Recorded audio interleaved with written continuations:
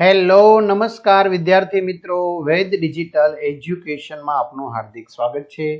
આજે આપણે ધોરણ 4 પર્યાવરણ આસપાસમાં પાઠ નંબર 7 જેમની સ્વ અધ્યયન પોથીનું 100% ટાઈપિંગ સાથે સંપૂર્ણ સોલ્યુશન જોવાના છીએ।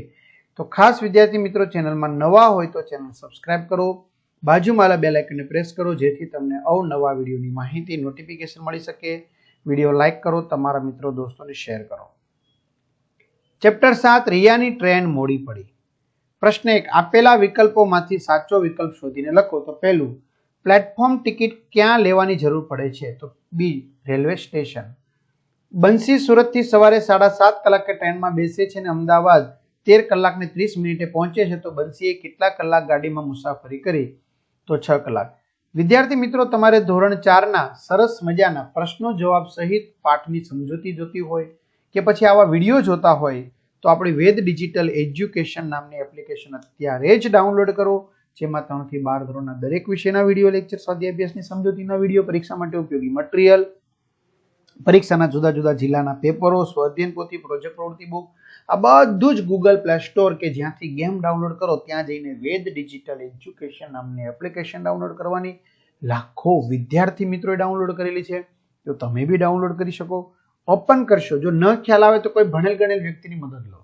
ઓપન કરશો એટલે પેજ ખુલે, એમાં તમારા પોતાના મોબાઈલ નંબર નાખો, સેન્ડ ઓટીપી કરો, 4 આંકડાનો ઓટીપી નાખશો એટલે પેડ કોર્સમાં જુદા જુદા પેડ પ્લાન, પીડીએફ, એક્ઝામ પેપરમાં પેપરો, 3 થી 12 માં 3 થી 12 ના વિડીયો, તમારું ધોરણ તમારે પસંદ કરવાનું અને વિષય પ્રમાણે પાઠવાઇઝ સરસ મજાના ગણિત, ગુજરાતી, આસપાસ, ઇંગ્લિશ, હિન્દીના વિડીયો નિહાળી શકો છો। ટ્રેનમાં મુસાફરી દરમિયાન સમય પસાર કરવા શું કરી શકાય? તો પુસ્તક વાંચી શકાય, સાપસીડી રમી શકાય, ચેસ રમી શકાય, આપેલા તમામ। રેલવે પ્લેટફોર્મ પર નીચેનામાંથી કોણ જોવા નહીં મળે? કંડક્ટર। રેલવે ફાટક બંધ હોય ત્યારે શું કરવું જોઈએ? વાહનનું એન્જિન બંધ કરવું જોઈએ। પુલ શાના પર બનાવવામાં આવે છે? રેલવે માર્ગ, સડક માર્ગ, નદી ઉપર, આપેલા તમામ। નીચેનામાંથી કયું શહેર હીરા ઉદ્યોગ માટે વિશ્વભરમાં જાણીતું છે? સુરત। મીના સુરતથી આવતા ત્યાંની પ્રખ્યાત મીઠાઈને લઈને આવે છે, તો મીના કઈ મીઠાઈ લઈને આવી હશે? તો ઘારી। વડોદરાથી વાપી પહોંચવા સુધીમાં નીચેનામાંથી કયું શહેર નહીં આવે? આણંદ। એક ટ્રેન 9 કલાક ને 30 મિનિટે વાપી પહોંચવાને બદલે 2 કલાક મોડી પહોંચે છે, તો ટ્રેન કેટલા વાગે વાપી પહોંચે છે? 11:30 કલાકે। નીચે આપેલા જૂથમાંથી કયા જૂથની મુલાકાત કે મુસાફરી વખતે ટિકિટ લેવાની જરૂર પડે? ટ્રેનમાં બેસવા, બસમાં બેસવા, સિનેમા ગૃહમાં।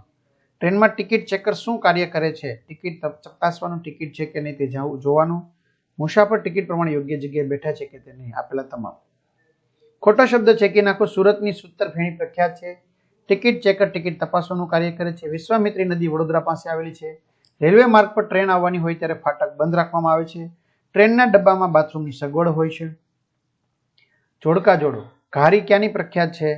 તો વિદ્યાર્થી મિત્રો, સુરત।